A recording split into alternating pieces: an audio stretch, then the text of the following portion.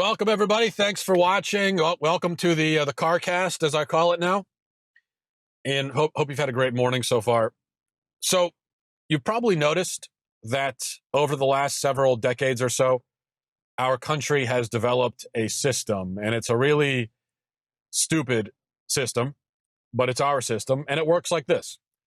Virtually every 18-year-old who graduates high school, no matter what their strengths are, no matter what their weakness is, no matter what they want to do with their life, even if they have no idea what they want to do with their life, it doesn't matter.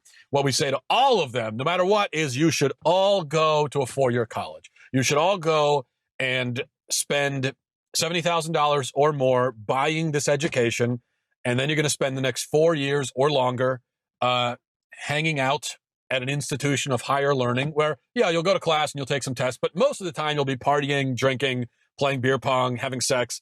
So it'll be kind of like a fun vacation. And once you emerge from that at the age of 22, 23, 24, 25, you will be drowning in a river of debt and booze, but you will have no practical experience doing anything of value. You will not have learned how to live as an adult. You won't have paid bills. You won't be doing all the things that you do when you live on your own, not in a dorm room or something. So you're not going to have any of those skills. Well, you'll have no skill whatsoever, but you will have this piece of paper that you drove yourself into debt to acquire. And this is how young adults are emerging into the world. And we consider it perfectly normal. Emerge finally into the world with no experience, no skill, nothing on the resume, but with a mountain of debt and a piece of paper. But what happens? What do we find? Because we've pushed everyone into this field, and so everyone's coming out with a degree, with a 4-year degree, so it doesn't really mean anything anymore. All it means, if you have a 4-year bachelor's degree, it doesn't mean that you accomplished anything. It doesn't mean that you're particularly smart. I mean, no offense to those who have it, but it doesn't actually, all it means is that you were able to stay in college until eventually you got the degree. It didn't require necessarily a lot of work or intelligence or fortitude to purchase. It just basically required money, which you didn't have, but you took the debt anyway. So people are going out, they're emerging into the working world and discovering that, well, this piece of paper doesn't really amount to much, won't get me a job. So then you go back to school to get another degree, hoping that the debt from that degree will pay off the debt from the first degree that did you nothing.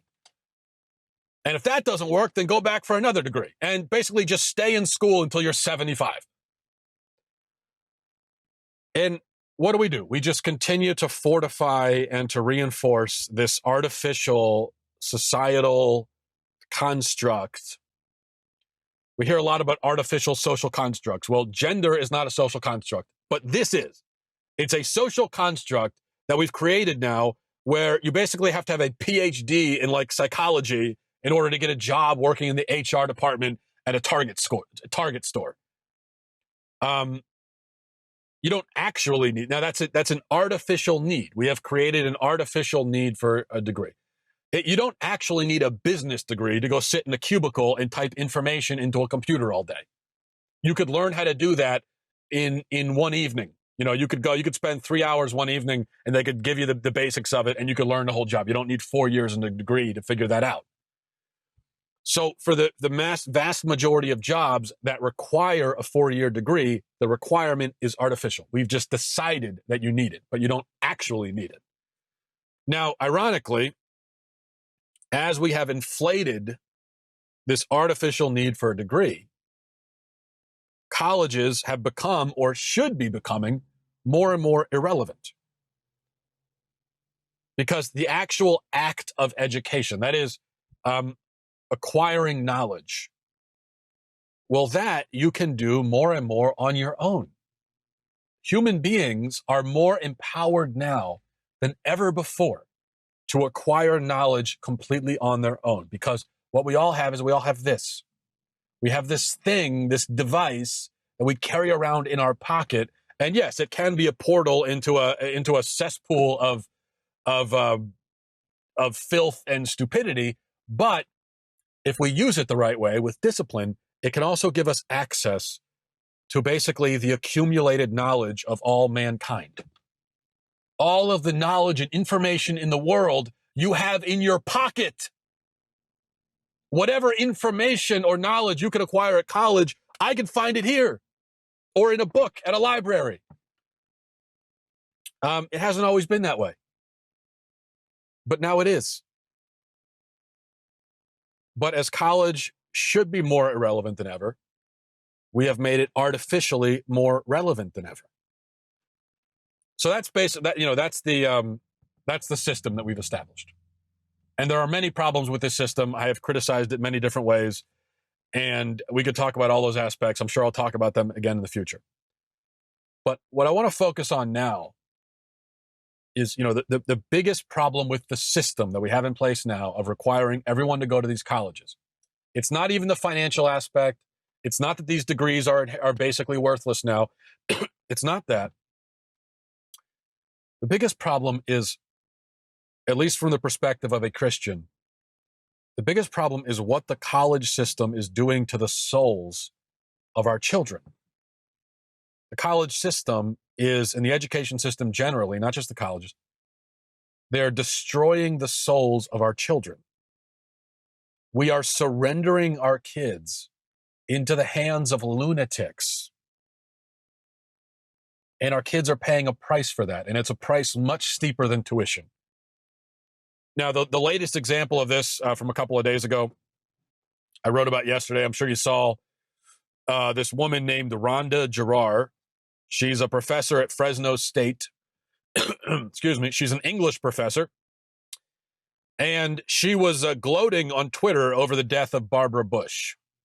She said Barbara Bush is a piece of S, a racist, so on and so forth, which there's nothing remarkable about a mentally ill Twitter troll using the death of a famous person to get attention.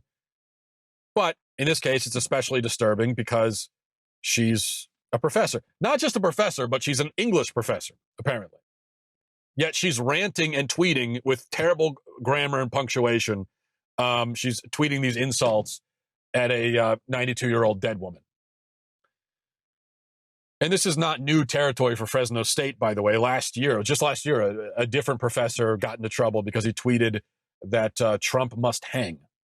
And there are many, many more examples of left-wing lunacy from college professors, and we could be here all day listing all of them because there are hundreds of examples a day because liberal professors outnumber, according to the latest survey on this, liberal professors outnumber conservative professors by a ratio of 12 to 1, which is not surprising, but still incredible. 12 to 1, they outnumber conservatives. So again, the question, why are we sending our kids to these institutions? Why are we spending exorbitant amounts of money for the privilege of having them in these institutions? Why are we paying tens of thousands of dollars a year for Rhonda Girard? Think about that. If you're sending your kid to Fresno State, you are paying all of that money for Rhonda Girard and her ilk. Now, there are some good colleges. Yeah, there are a few good colleges. But the issue is that we as Christians, we are not relegating ourselves and our children to those few good colleges. If we did, these liberal colleges wouldn't exist. They couldn't exist without us.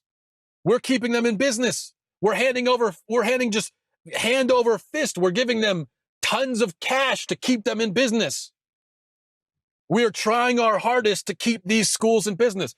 I shared with you in the piece yesterday, a woman emailed me just last week. I get emails like this all the time, and I feel bad when I read them. But it's also a little frustrating. I got an email from a woman who's very distraught because her son, who was raised Christian, she thought he was a good, solid Christian, sends him off to UCLA. After 2 years at UCLA, he is now a liberal atheist. Not a huge surprise. As I said, I feel bad for her. I pray for her son. But it does beg the question, why did you send your son to UCLA? What good possibly could have come of it? I'm not talking about what good it could have done to his career or his resume, and even there, it's dubious. But what good will it do for his soul is the question. This is the thing that we should be focused on as parents.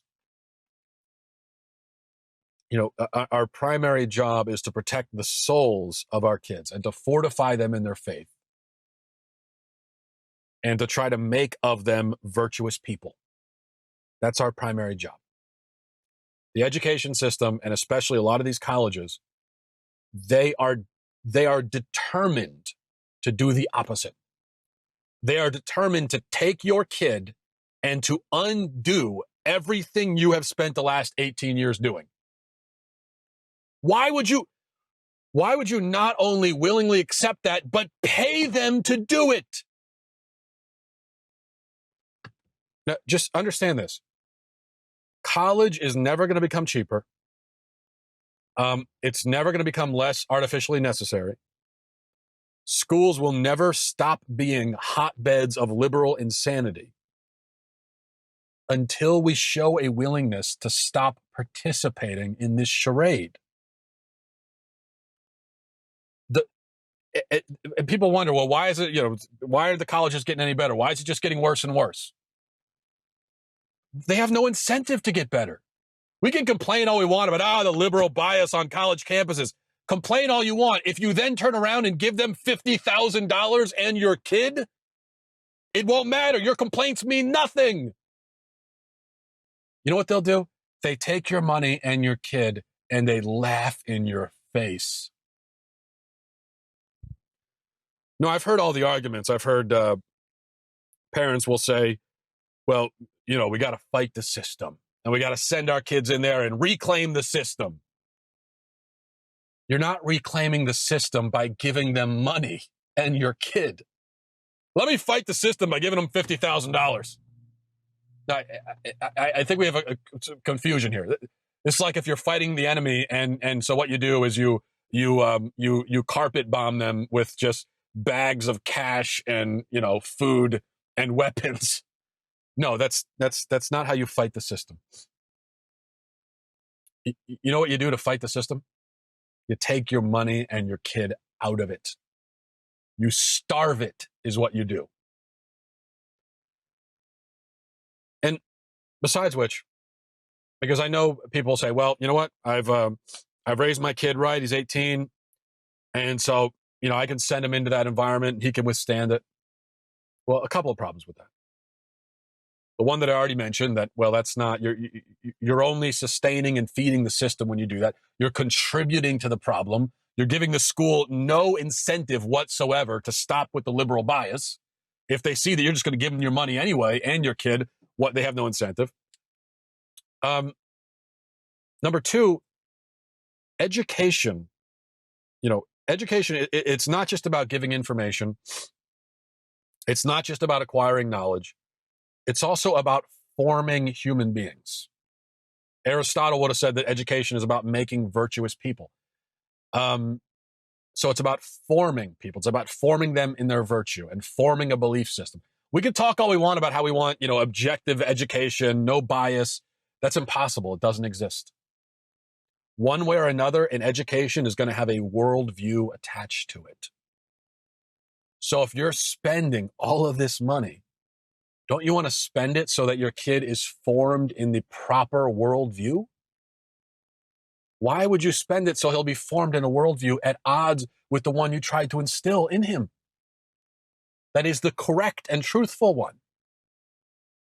Education should not be a war. It should not be an attack. That's not fair to our kids. That's our version of educating them, is just throw them into this environment where they'll just be attacked nonstop every second of the day from every angle. And they'll just be, and you'll just be like torn to shreds. And they'll just have confusion and insanity heaped on them. That's not what education is supposed to be. Yes, eventually we are supposed to be fortified enough in our faith and in our knowledge that we can go into the world and fight, fight for Christ and fight for the truth. Education is supposed to help form us as the kind of people who can go out and complete that mission. But if a person has not been properly educated, they're not going to be formed enough to be the salt and light in the world. And if a child's education or a young adult's education is against them, is like conspiring against them at all times, well, that's not an education that's going to properly form them. That's an education where most of what they hear, they're going to have to resist and reject. But that's not what education is supposed to be. Not to mention, the vast majority of 18-year-olds, no matter what you think of your kid, and I'm sure you have a wonderful kid, but no matter what you think of your kid, the vast majority of them are not equipped for just the onslaught of hostility and temptation, which is the biggest part of this. They are not equipped for that. They're not equipped to now live in this environment of constant moral hostility and temptation. They're not equipped. And the proof is in the pudding. I mean, if it actually worked this way, that, you send your kid to some liberal cesspool and it helps to form them as strong, fiery Christians. If that actually worked, then I should be able to look around and see a culture filled with strong, fiery Christians. That's not what I see. I see the vast majority of Christians who go into college and come out like this woman's son, come out basically liberal atheists. That's what happens with most of them. So this plan of, send them in and trial by fire, it's not working. It has not worked. Maybe we need to rethink this plan a little bit. Let me ask you, would you send your son into a strip club to hand out tracts? Would you say, well, I trust my son. Here you go. Here you go. He's 18 years old. Here you go. Here's some tracts. Go into that strip club and hand them out to the. Certainly, there are a lot of people inside that strip club who are lost and who need to hear the truth of Christ. Would you send your son in? If you would, I would say you're crazy. There is a much, much, much greater chance that that this occasion for sin that you have just tossed him into will claim him and destroy him. There's a much greater chance of that than there is that he will, convert all the heathens in the strip club. Our first job as parents is not to the world. It's not to society. It's not to the system. It's not, it's not that we should, our first job is not to make sure that our kids can compete in the global marketplace. Our first job is to our children's souls. Now, personally, I don't care if my kids make six-figure salaries. I don't care what they do for a living, as long as it's moral. I honestly don't. Now I know my kids are young. You can say it's easy for me to say. Fine, hold me to it. Down the line. I really don't care. If my kids end up, doesn't matter to me. I really don't care. They get a blue-collar job. They get a customer service job. They get a job that pays them $1 million a year. It doesn't matter. In fact, I'd probably prefer one of the other two options, because $1 million a year, we're told in the gospel that it's very difficult for a rich man to get to heaven. So I don't care about that. My dream for their lives has nothing to do with income or social status or any of that. I just want them to be good Christians. Especially when I look at this world and I look at the culture and I look at all of these kids whose parents thought that they were going out to be salt and light in the world, but actually quickly defected and became one of the heathens. When I look at that, I say, you know what? I just want my kids to be good Christians. If that's all they ever become, well, then they will be far greater successes than the vast majority of their peers. There are a few colleges, I'm not saying that there are no colleges. There are a few colleges that could potentially help them in that pursuit, this pursuit of holiness, which is what we're supposed to be pursuing as Christians. And I would consider spending money. I would consider spending a lot of money on a school like that. But I wouldn't spend a single dime on one of these liberal schools, which is most of them. In fact, I would spend every dime I have to keep them out of that school, a school like that.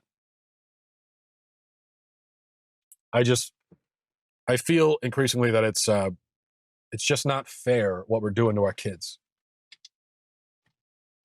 and what we're expecting of them, of just throwing them into the culture without any preparation at all and just saying, well, you figure it out. This is a whole different topic. So I'll probably leave this for a different video, but Christians today in this culture it seems like we are so terrified of extricating ourselves and so resistant to the idea that we should extricate ourselves from any aspect of the culture whatsoever. If you try to, as a Christian family, if you try to establish any barrier of separation at all between yourself and the world, you're going to have all these other Christians saying, oh, stop, you can't put them in a bubble. In the world, not of the world. And so what do? They send their kids to the liberal schools. They let their kids watch whatever they want on TV, listen to whatever music they want, do whatever they want online, watch whatever movies. I mean, their kids just are completely immersed in the culture. The parents making no effort to insulate them whatsoever, which they claim, they pretend is, well, I'm trying to equip them from the world. No, you're just lazy, is what you are. You're just lazy, and also you are addicted to those things in the world, and so you don't want to cut any of that off. But that's a crazy strategy. We need to have, if you want to call it a bubble, call it a bubble. I don't care. We need to have a protective bubble of sorts around our kids while they are kids and while we are raising them and bringing them up in the faith. All right, we'll leave it there. Thanks for watching, everybody, and I'll talk to you tomorrow.